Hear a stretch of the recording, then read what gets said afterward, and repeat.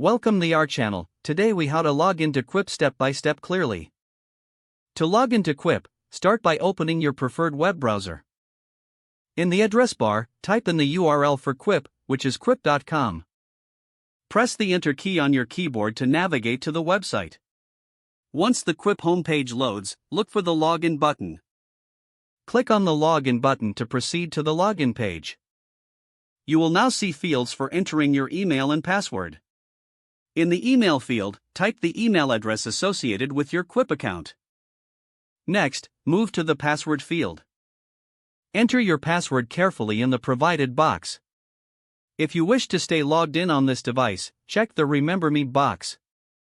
Once you've filled in your credentials, look for the Login button at the bottom of the page. Click the Login button to access your Quip account. If your email and password are correct, you will be redirected to your Quip workspace. In case you forget your password, click on the Forgot Password link below the login fields. Follow the prompts to reset your password if needed. After successfully logging in, you can begin using Quip for all your collaboration needs. If the page does not load, refresh the browser or try again in a private or incognito window. Make sure you are using the correct email address, then retype it carefully to avoid small typos. Check your spam folder for verification or security emails, then complete any requested confirmation steps.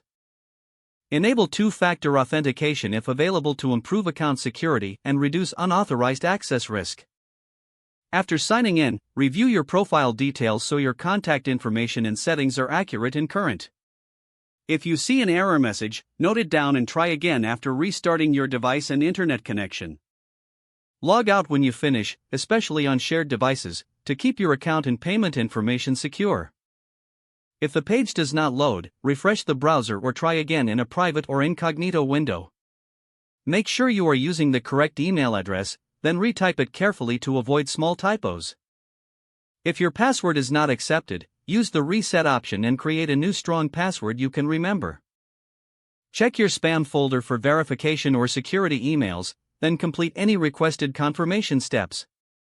Don't forget to like this video and subscribe to our channel for more step-by-step tech guides.